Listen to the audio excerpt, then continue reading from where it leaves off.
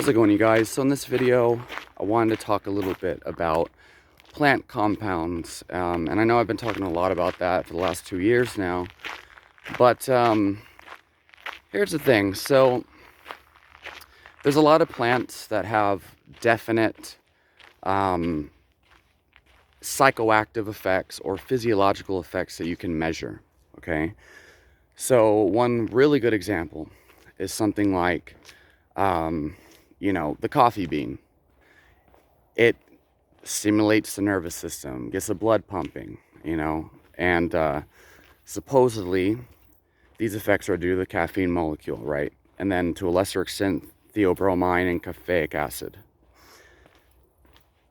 Now, obviously, that's extremely noticeable. It's well documented, well established, and if you brew yourself some coffee, you'll be able to experience the effects of the coffee bean right away.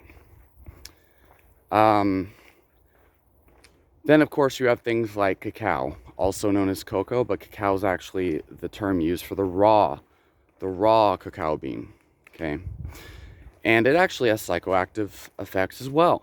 It actually has a compound, I believe it's acrylamide. I don't know, it's probably not acrylamide, I think that's poisonous, but it has a compound like phenylalanine, PEA, that induces oxytocin and neurochemicals that make you feel euphoria and love. And people take it for months without building a tolerance. And most of the beneficial effects of cacao probably have to do with that. Obviously, it contains magnesium and other things as well. But the point is, it has psychoactive compounds in it that give you a very pronounced effect when you take the right kind, right? So then you have things like green tea that contain caffeine and theanine, which induces alpha brain waves and makes you feel good and relaxed and focused. And all of these compounds work in synergy. Cacao has caffeine in it as well. But there are actual compounds in these plants that significantly affect physiology and psychology. And so these are really good examples of the fact that plants do contain compounds that significantly influence human physiology on a high level. And, if you guys have been subscribed to my channel, I talk a lot about the fact that you really don't even need to eat plants in order to survive. And for decades, humans can live. They can live for 80 years without eating any plant foods whatsoever, and likely not experience any negative side effects as long as their red meat and organ consumption is adequate. So, and we could debate on the evidence behind that and why I believe that and whether it's true or not. But that's what I've been saying. And there's plenty of people who have done it or claim to have done it. There's a document of Arctic explorers who actually were in a hospital setting, a metabolic ward, 2 of them for an entire year, I believe, who ate nothing but red meat and organs and fat and drank water and had no ill side effects measured by clinical testing in the metabolic ward.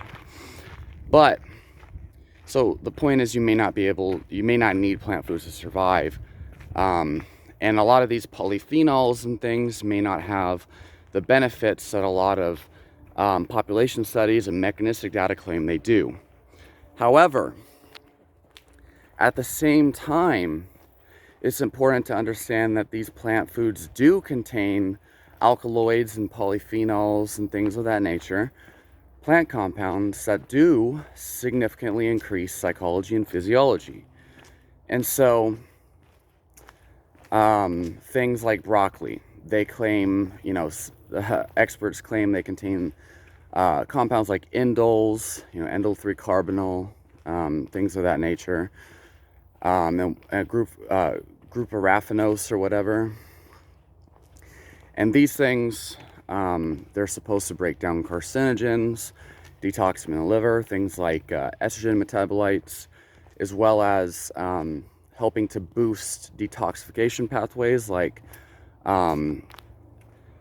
stimulating glutathione and NRF2. And so these are claimed to be mechanisms that are responsible for broccoli's supposed health benefits. And the thing is, you know, there's really not a lot of causal evidence that that's the case. There's some cohort studies, I believe. Was it the nurses' health study? I think it was a nurses' health study. Or was it the Framingham? I think it was a nurses' health study. Where they found the people that ate like 4 pounds of broccoli a day or something like that, 4 pounds of cruciferous a day, based on food questionnaires and recall, which is just hilariously unreliable. But people who ate the most cruciferous vegetables had like a 30% decrease in their relative risk of cancer and like heart disease and things like that. They found something like that for citrus fruits as well. But those are cohort studies. There's no causal link to that. But it's possible, though. It's possible that that may be true. But something that we need to keep in mind. So that may be true. We don't know for sure. So you shouldn't be like wasting $60 a month on broccoli sprout powder because Rhonda Patrick claimed that it'll prevent cancer, or it might prevent cancer, or reduce your risk, or whatever she says. We don't have solid evidence that that's the case, but most people, they hear things like this and they just run with it.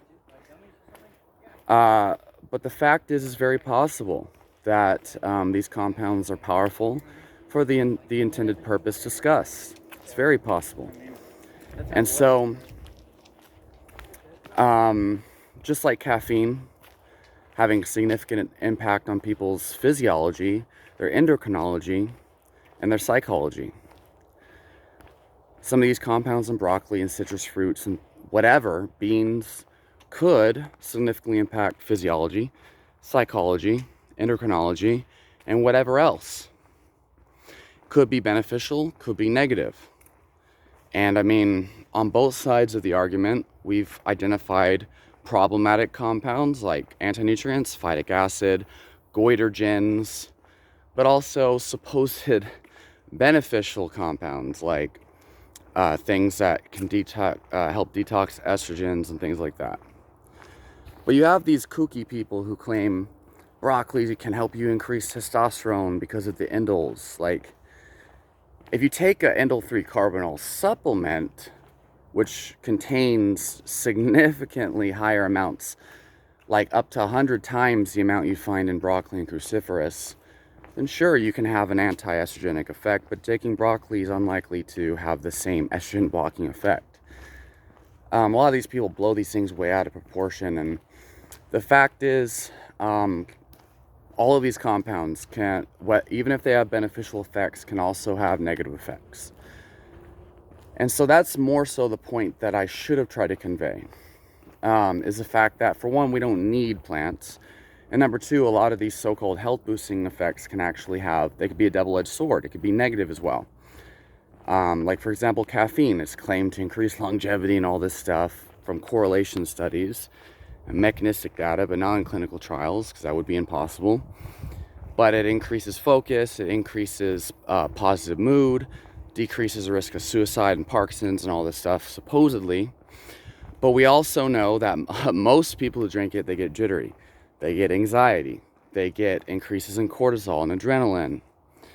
And a lot of expert psychologists suspect that a lot of the increase in anxiety in our society is actually due to increased caffeine consumption.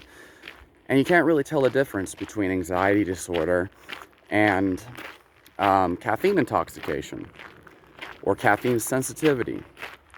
And so where I'm going with this is the fact that, so we know that hundreds of thousands of people, okay, that have made videos about this, that have blogs about this, that post on public Facebook groups where you can actually verify their profile and the legitimacy of what they're saying. Grandmas, uncles, great grandmas, all sorts of people with documented autoimmune diseases. They experience remission of their symptoms when they remove plant foods. And you have a lot of people and, doctors and things that think they're full of crap and freak out about those things. But the fact is, just like caffeine can increase people's anxiety, a lot of these compounds found in these plants can cause or trigger autoimmune symptoms. So, that is really the big thing about plant foods. And you have to really use your critical thinking, study people's experiences, and pay attention to your own reaction to these things to figure out for yourself whether these things are actually helping you or harming you.